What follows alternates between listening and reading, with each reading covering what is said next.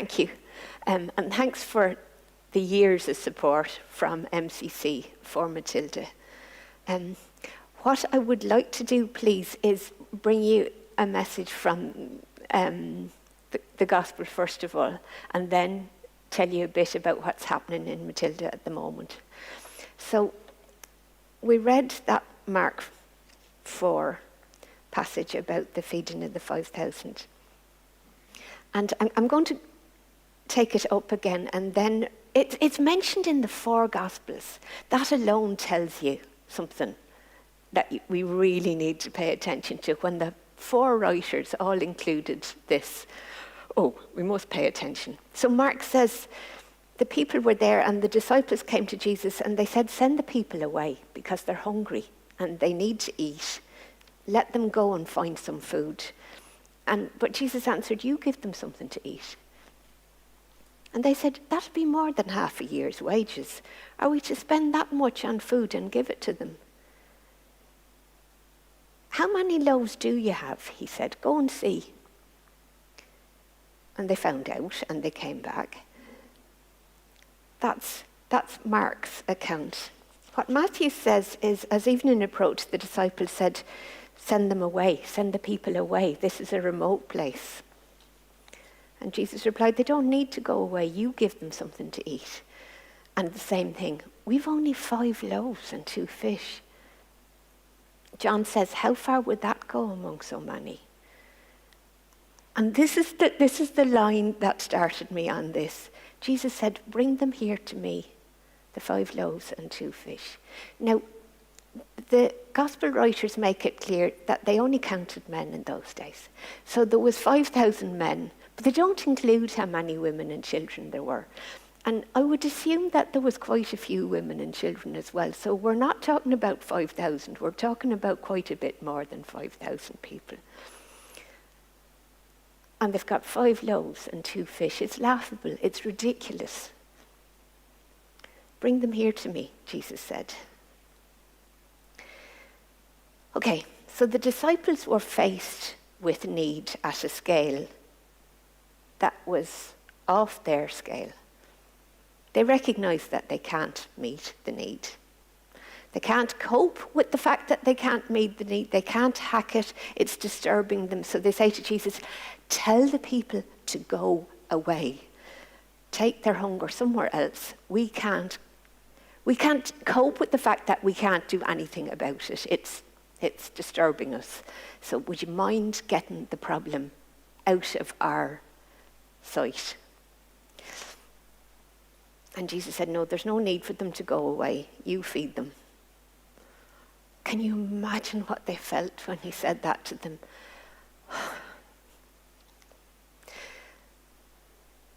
It would cost six months' wages, and you can hear their little heads going, if we had 6 months' wages, to feed them all. And there wasn't exactly a super value on the corner or a Tesco's within sight or an Aldi.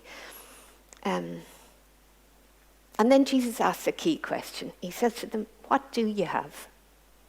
Go and see. Go and see what you do have. So dutifully they go and see what they have and come back with the 5 loaves and the 2 fishes and say, well, this is what we have. Our resources are minute compared to the challenge. How far, as John writes, how far will they go among so many? And again, coming back to this, the small sentence on which the whole thing turns, Jesus says, bring them here to me. And the situation flips completely. So there's 2 ways of looking at great need.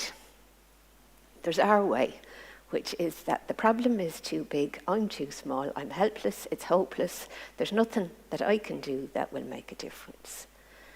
That's the normal human way of looking at need. And then there's Jesus' way, which is, what do you have? Go and see what you have, and then bring it here to me.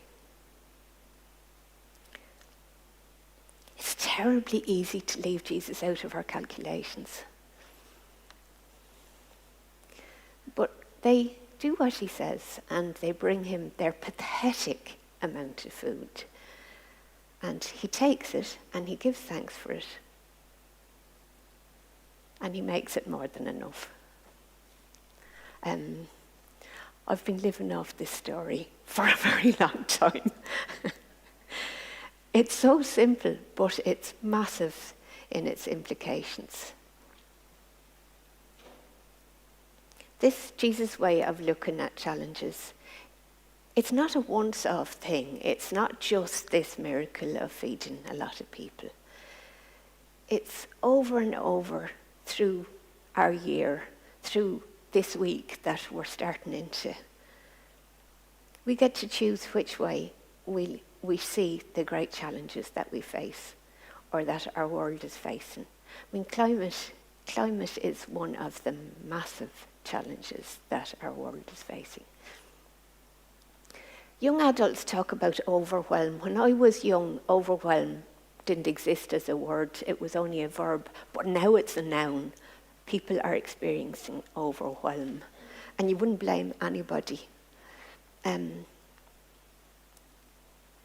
But the risk is paralysis. The paralysis of saying, I can't cope, I can't look at the problem anymore, take it away. Which is actually shaking off responsibility. It's pushing it back to Jesus and saying, you deal with it, get rid of the problem. And his response is actually, no, you deal with it. You feed them. We're not sending them away. We're not closing our eyes. You feed them. So as you go through today and your tomorrows, and you find yourself bleating to Jesus, take it away, send the problem out of my sight, it's upsetting me. Catch yourself and check if it might be a moment when Jesus' reaction is, why would I rescue you from the discomfort of looking at hunger or trouble or suffering, when what I'm doing is I'm calling you to step up and get involved? Step 1, see what you have to bring. See what you have to bring, So he says, go and see what you have. Go and see what you have. Step 2, bring it here to me, to Jesus. Step 3, watch what I'll do to your very small contribution and be part of meeting the need. What Jesus does is give thanks for what they do have, not what they don't have. They give him what they do have, and he thanks his Father for it. He involves them then in using the 5 loaves and the 2 fish to feed a crowd of probably 15,000 in or around, with incremental multiplication. He says to the disciples, here, take this food and give it to the people. And he gives them bits of bread and fish. And they go and give people bits of bread and fish. And it incrementally multiplies as people pass it from one to another. Wonderful. He gives the resources back to the disciples to give to the people. They give him their 5 loaves and 2 fish. He gives them back bread and fish to give to the people, and they keep giving it. It was the route through his hands that was transformative. I suppose what I'm suggesting is that you risk your smallness. That you risk channeling your smallness through the maker and sustainer of all things. So instead of being a bystander or someone who looks away, risk bringing the small bit that you have to Jesus. That's not really a risk. There you are. I want to show you some pictures and update you about Matilda and what's happening about Matilda. But I hope that story stays with you. Years and years ago, Matilda Project is part of Asset in Ireland. And the chair of Asset at the time had a meeting for the staff of Acid. I'm not actually staff, I'm a volunteer, but I was included. And he talked to us about the feeding of the 5,000. And he asked us to think which bit of the story jumped out to us. And that line, you feed them, was the line that jumped out to me. Anyway, let's look at what's happening. I was here in March, and so some of you who were here then are up to speed roughly to March. But the photographs that I'm going to show are from March onwards. We started Matilda Project in 2001, and it's down in the southwest of Zimbabwe. Are any of you Zimbabwean, just for interest's sake? Great, good. So this is Matbeleland South, down in Matobo district, wards 15 and 16, if you happen to know the area. A ward is like a constituency. So Matilda Project works in 2 electoral wards. And some of you like numbers, some people hate numbers, some people want the stories, some people like numbers. So this is to pander to the ones who like numbers. And the idea was to provide care for people who are affected by HIV, which basically is everybody in the area. The catchment population is about 12,000 in 11 villages, and there are currently 93 kids who have lost both parents, 67 kids living with HIV, and then a whole load of others who are vulnerable. Vulnerable might mean that children have lost one parent, that they have a parent or 2 parents who are sick or disabled, unable to work, and don't have a source of food. If you can't plough, what do you eat? And the mothers who are getting a food pack, the mothers who are breastfeeding, that 54 is about a third of the women in the 11 villages. Some school fees being paid, a youth skills centre, and you'll see some of this as we go along. Now I just have to do this properly. Woohoo! Okay, that's it's a bit small, I'm sorry. This is about what the money is used on. Last year, we sent 130,000 to Zimbabwe. It'll be roughly the same this year. Almost half of that gets spent on food for kids. The dark green is school fees. The orange one over kind of, 8 to 9 is for the Youth Skills Centre. And there's bits and pieces of other stuff. I can give you the details later if anyone's interested. Home-based care is about people who are sick at home who need care. And so it's stuff like providing paracetamol.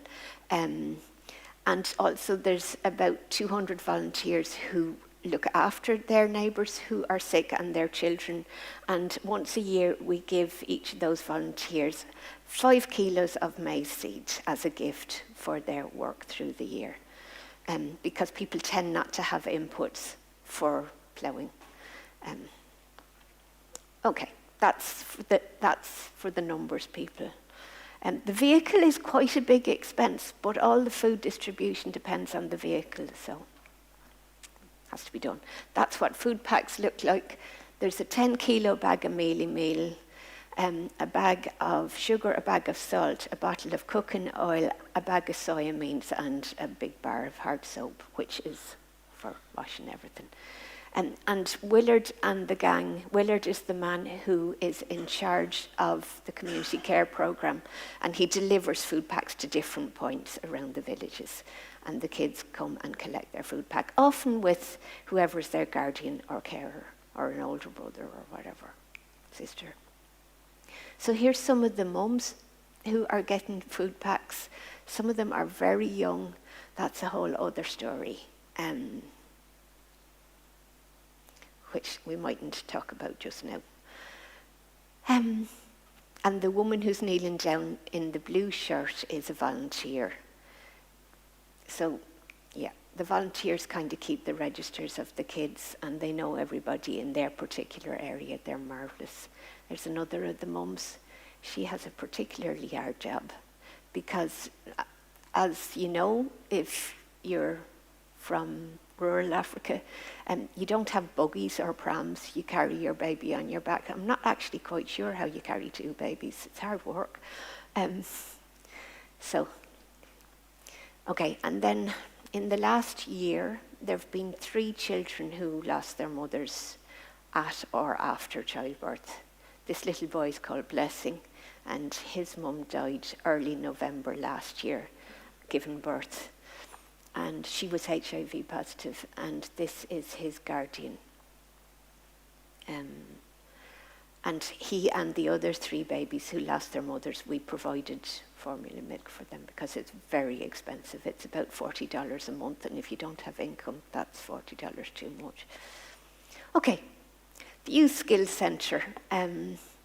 There's about 30 students. There's dressmaking, there's hairdressing, there's carpentry, building, welding, and basic car maintenance. And I don't think I've forgotten anything, but I might have. And it's to try and give people skills that are useful in the area so that whereas they mightn't have a full-time job, they've got skills that they can help someone fix their fence or build a new room or whatever. And the girls are finding it possible to get jobs in town. And a couple have migrated down south and got work down south in South Africa. So it is helping. And they then can send money back home. The boys made these chairs, and they made them for a local school, which paid for the materials. And then Willard drove the chairs, the truck full of chairs, and the boys who made them to the school and delivered them. And it was really good for the young men to see that they were able to make a contribution to their community as well. And this is the students of the Youth Skills Centre. Most live on site where Willard lives and the office is and the Youth Skills Centre is. They live there, the girls do, the boys live down the road because it's too far to travel every day. So twice a week they have a meal together that they cook, which is good for getting to know each other, social. And they also have a choir. They have devotions every morning, and once a week they have a Bible study. And they're growing up and growing in faith, and it's a good investment. And then, as well as those big things, there's little bits of things that we do through the year. So coming into the winter this year in May, we bought blankets for some of the families who don't have enough blankets because the winter nights can be quite cold, down to 6 or 7 degrees, 5 degrees maybe. And if your home has got an open window, it doesn't keep in the heat. And then one family who've been Matilda supporters for a long time paid for this pit latrine to be dug for this old lady and her husband who mind a flock of grandchildren. And their pit latrine was about to collapse and it was a risk, so we built a new one. The old lady is well into her 80s and she has bad arthritis, but she also has early dementia. So this woman, sorry, I'll tell you her name now. Sibonisiwe. She has 3 children and she's tiny because Beauty's about my height, Beauty who's given her the food. And she has some intellectual challenge, but she's doing fine. And that's a solar panel that we gave her family last year, which means that they have light at night time and that they can charge a phone if they have one. The light helps because her eldest child is about 12 and it means you can read at night if you want to. Her husband is disabled, quite badly, physically disabled from an injury. Okay, this was last month. Willard sent me a photo of this little boy in a wheelchair at the food pack distribution, and I hadn't seen him before. I haven't met him. His name's Mbutolezwe. And he's 5, and I asked Willard to find out a bit more about him, because he just knew that he hadn't been able to walk from birth, but didn't know why. So they called to the home, and it sounds like it was spina bifida. He had a big lump on his back that was removed. The mother didn't know the diagnosis. But that's how he is. And he's, as you can see, a very happy little boy. But there's no therapy, none at all, nothing. He's in a wheelchair and that's it. He'll be in a wheelchair for the rest of his life. His father died, it's about 6 months ago now. And she doesn't have an income. So they need the food, obviously, but and she's got a younger child as well. So that's kind of the level of need. It's you look at that and you go, oh my goodness, right. At least you could, if there were therapists nearby, yeah, you could do something to pay for them, but there aren't. And then this was the most distressing thing I've seen in a long time in the area, because normally the most vulnerable children are looked after. Sorry, Brian. Because the volunteers are watching out all the time and they know who's vulnerable. But this little boy had just recently been sent to his grandmother from a town called Kezi, which is just down the road south towards South Africa. His mother and his stepfather, there's some conflict. I don't know what the conflict is, but they obviously weren't feeding the child or looking after him, and the mother sent him back to her mother. But he's acutely, severely malnourished, and his hands have kind of become locked.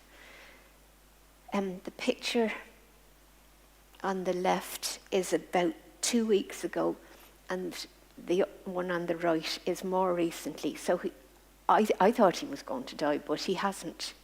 And he is becoming able to eat a bit more. Willard brought him to the clinic, and they've sent a load of food home with the grandmother, nourishing food like peanut butter and eggs and stuff like that, that hopefully will gradually bring him back. I don't know whether it will or not. His name is Wandile. So if you think of him, you could pray for him. The Lord will know him. You don't need his name. He's 7. But he's going to have a lot of recovering to do. And both he and Buthelezi will get a food pack every month, but at the moment he's getting extra food. And the clinic have a product called Plumpy Nut, which is great. It's little sachets of food for children who are severely malnourished. It has all the essential food groups in it and vitamins and stuff. And that, if he's able to keep it down, it may help. They tested him and he's not positive. Okay. This girl is 23. Her name is Sitandiwe Nkosi, which means God has loved us. And she's bedbound. She's got cerebral palsy. She's wonderful. She's so happy to see you. But she's another one. We visited her in August last year, and she didn't have a mattress at the time. She was lying on the floor in her mother's hut on the sugar sack, which is under the mattress there, you can see. Again, no therapy of any description. So we went into town and bought a mattress and a blanket and the linen savers in the packets, and Beauty and Willard have been bringing new packets of linen savers regularly. I'm showing you those 3 young people just so that you know Matilda Project, you know, the volunteers hear about someone like this, and you can't really say no. You just go, yeah, of course. Yeah, we'll do what we can. We'll help how we can. And that's what you do.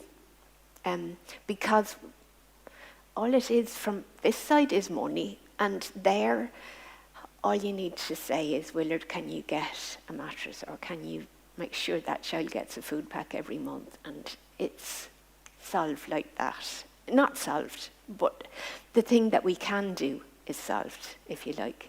And if we could do more, we would. Just so that you know, a food pack costs about $16 a month. So it's not massive money. I'm almost there. Yeah. A couple of things to pray for. And people are still dying from HIV and AIDS, still developing AIDS from HIV infections. You may be aware that a lot of people in the south of Zimbabwe migrate to South Africa for work, mostly illegally, which is often because people don't actually have papers. You don't necessarily get a birth certificate in Zimbabwe unless you're living in a town. And if your parents have died, you may not have any documentation to show that you exist. So you go down south to find work, and there's all the same problems in South Africa against Zimbabweans and Malawians as there are here against people who come to Ireland. There's the same xenophobia, go back to where you came from, rubbish. And there's a group that's organised in South Africa that goes to clinics where people are queuing for their antiretroviral medication to fight HIV infection. And this group, it's kind of a vigilante group, and they meet people in the queue and they say, show me your ID card. And they say, I have a passport, I don't have an ID card. You're not allowed to get your antiretrovirals. You're not from South Africa. We need to look after our own people. Leave the queue now. And when you can't get your medication, then your HIV level rises and you gradually develop AIDS. And people go home to their village in Zimbabwe to die. And that's why people are still dying of HIV in rural Zimbabwe. If they get home in time to get medication from the local clinic, their lives will be saved. If they don't, if they're too sick or they're too late in accessing, that's them. I showed you children living with disabilities. There's plenty of adults living with various disabilities as well. There's a village called Mukoko, and in the next couple of weeks, we're drilling a borehole there. We've drilled 2 boreholes that failed to hit water, even though we've had a geophysical, hydrogeological survey done, and the water table is getting lower. And please would you pray that the drilling in Mukoko finds water. Thank you. It'd be a big help to the village. And for the young students in the Youth Skills Centre, that they grow into rounded adults who love the Lord and who live for him as well as for their communities. Thank you very much. It's a blessing to come here. Thank you.